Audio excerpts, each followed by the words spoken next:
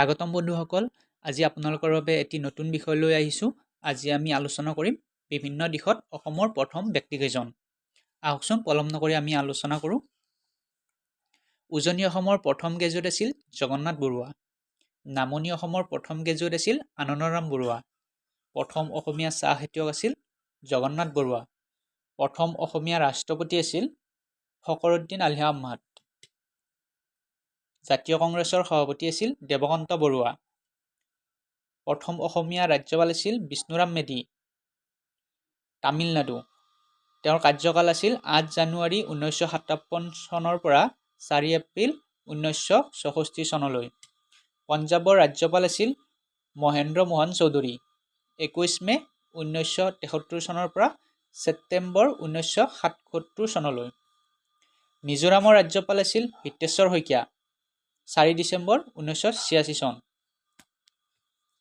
প্ৰথম ICS আছিল আনন্দৰাম বৰুৱা তেওঁ অসমৰ প্ৰথমজন ICS আছিল আৰু ভাৰতৰ পঞ্চমজন আছিল প্ৰথম PhD লাভ কৰা আছিল doctor Moidul Islam Bora all India football ফেডাৰেশ্যনৰ সভাপতি আছিল নুৰুল আমিন আইন বিষয়ত ডক্টৰেট লাভ কৰা প্ৰথম অসমীয়া আছিল ডক্টৰ জগদীশ চন্দ্ৰ মেধি ভাৰতৰ উচ্চতম ন্যায়ালয়ৰ বিচাৰপতি আছিল পাৰ্বতী কুমাৰ গোস্বামী গুৱাহাটী উচ্চ ন্যায়ালয়ৰ বিচাৰপতি আছিল হলিৰাম ডেকা 1961 চনৰ 3 জানুৱাৰী গুৱাহাটী বিশ্ববিদ্যালয়ৰ উপাচাৰ্য আছিল কৃষ্ণকান্ত সন্দিকৈ 1948 চন অসমৰ বাহিৰৰ ভাৰতৰ বিশ্ববিদ্যালয়ৰ উপাচাৰ্য আছিল শৰৎ কুমাৰ দত্ত কুৰুক্ষেত্ৰ বিশ্ববিদ্যালয়ৰ আছিল মেডিকেল সাৰ্ভিস পাছ কৰিছিল প্ৰথম কৰ্ণেল শিৱৰাম বৰুৱা মন্ত্ৰীসভাৰ সদস্য আছিল সুৰেন্দ্ৰনাথ বুঢ়াগোহাঁই স্বাধীন অসমৰ মুখ্যমন্ত্ৰী আছিল গোপীনাথ বৰদলৈ 1947 চনৰ 15 আগষ্ট কুমেৰু মহাদেশত ভৰি দিয়া প্ৰথমজন অসমীয়া বিজ্ঞানী আছিল ৰাঘৱ চন্দ্ৰ ডেকা 1987 চনৰ 25 নৱেম্বৰ গুৱাহাটী বিশ্ববিদ্যালয়ৰ প্ৰথম ডক্টৰেট লাভ কৰা আছিল ডক্টৰ সত্যেন্দ্ৰনাথ শৰ্মা আৰু ডক্টৰ মহেশ্বৰ নেওগ সামৰিক বাহিনীৰ বীৰ চক্ৰ লাভ কৰা আছিল উৎপল বৰুৱা 1965 চন অৰ্জুন বঁটা লাভ কৰিছিল দৌৰবিদ ভোগেশ্বৰ বৰুৱা 1966 চন পদ্মভূষণ উপাধি লাভ কৰা প্ৰথম অসমীয়া আছিল প্ৰাক্তন মুখ্যমন্ত্ৰী বিমলা প্ৰসাদ চলিহা সংগীত নাটক অকাডেমি বঁটা লাভ কৰা প্ৰথমজন অসমীয়া আছিল শ্ৰী শ্ৰী মিত্ৰদেৱ মহন্ত 1961 চন ৰাষ্ট্ৰপতিৰ মেন অফ দ্য নেশ্যন সন্মান কলা শিৰোমণি বঁটা লাভ কৰিছিল মুখ্যমন্ত্ৰী হিতেশ্বৰ শইকীয়া 1991 চনত ডাক টিকটত স্থান পোৱা ব্যক্তি আছিল লক্ষীনাথ বেজবৰুৱা সাহিত্য অকাডেমি বঁটা লাভ কৰা প্ৰথমজন আছিল যতীন্দ্ৰনাথ দুৱাৰা 1955 চন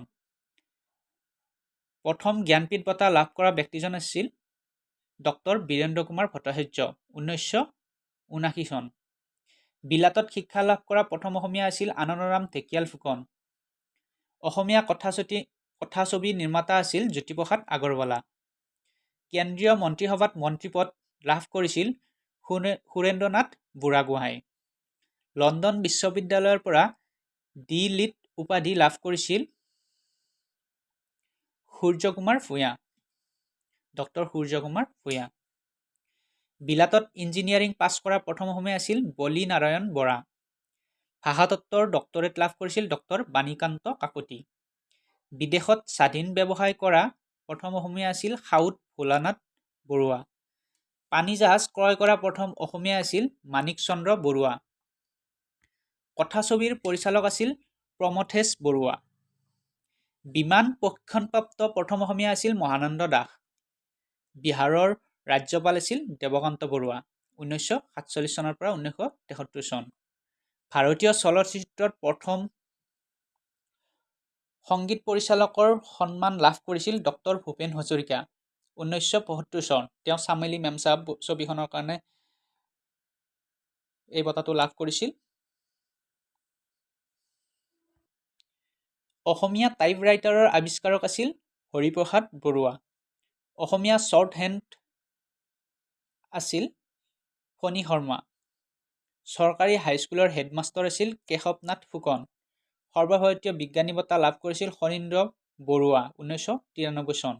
ছোভিয়েট দেশ নেহেৰু বঁটা লাভ কৰিছিল সুৰেন্দ্ৰ মোহন দাস 1964 চন। সৰ্বভাৰতীয় দুৰ্গাৰতন বঁটা লাভ কৰিছিল কীৰ্তিনাথ হাজৰিকা 1986 চন। সৰ্বভাৰতীয় শংকৰদেৱ বঁটা লাভ কৰিছিল কীৰ্তিনাথ হাজৰিকা আৰু ডক্টৰ ভূপেন হাজৰিকা 1987 চনত। সৰ্বভাৰতীয় গোৱেংকা বঁটা লাভ কৰিছিল কীৰ্তিনাথ হাজৰিকা 1987 চন। কানাডাৰ শ্ৰেষ্ঠ অকুফা বঁটা লাভ কৰিছিল ডক্টৰ ঈশ্বৰ চন্দ্ৰ চক্ৰৱৰ্তী 1991 চন। কলিকতা প্ৰেচিডেন্সি কলেজৰ পৰা ক্ষেত্ৰমোহন চেটাৰ্জী স্বৰ্ণপদক লাভ কৰিছিল ডক্টৰ বাণীকান্ত কাকতি 1923 চনত MA পৰীক্ষাত। অসম উপত্যকা সাহিত্য বঁটা লাভ কৰিছিল ডক্টৰ ভৱেন্দ্ৰনাথ শইকীয়া 1993 চন। অসম সাহিত্য সভাৰ উপাধি লক্ষীনাথ বেজবৰুৱা, তেওঁক সাহিত্যৰথী উপাধি দিয়া হৈছিল 1931 চনত। গুৱাহাটী দূৰদৰ্শনত বাতৰি পঢ়োতা আছিল প্ৰতাপ বৰদলৈ 1925 চনৰ 24 মাৰ্চ। ভাষা আন্দোলনৰ প্ৰথম শ্বহীদ আছিল ৰঞ্জিত বৰপূজাৰী 1960 চনৰ 4 জুলাই। গুৱাহাটী ৰিফাইনেৰীৰ জেনেৰেল মেনেজাৰ আছিল জয়ন্ত ভূঞা 1991 চনৰ 24 মাৰ্চ। সৰ্বভাৰতীয় দাদা চাহেব ফাল্কে বঁটা লাভ কৰিছিল ডক্টৰ ভূপেন হাজৰিকা 1992 চনত। লোকাৰ্ণ চলচ্চিত্ৰ মহোৎসৱত শ্ৰেষ্ঠ অভিনেতাৰ বঁটা লাভ কৰিছিল ইন্দ্ৰ বনিয়া 1988 চন। কথাছবি হালধীয়া চৰায়ে বাওধান খায়। বঙালী ছবিত অভিনয় কৰা শিল্পী হৈছে প্ৰমথেশ বৰুৱা, তাকাই কিনি গোলাম। এছিয়া পেচিফিক বোলছবি মহোৎসৱত শ্ৰেষ্ঠ সংগীত পৰিচালকৰ পুৰস্কাৰ লাভ কৰিছিল ডক্টৰ ভূপেন হাজৰিকা 1993 চনত। ছবিখনৰ নাম হৈছে ৰুদালি।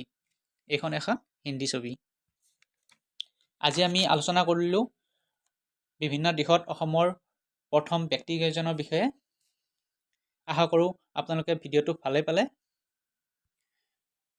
নেক্সট ভিডিঅ'টোত আমি এটা নতুন বিষয় লৈ আহিম।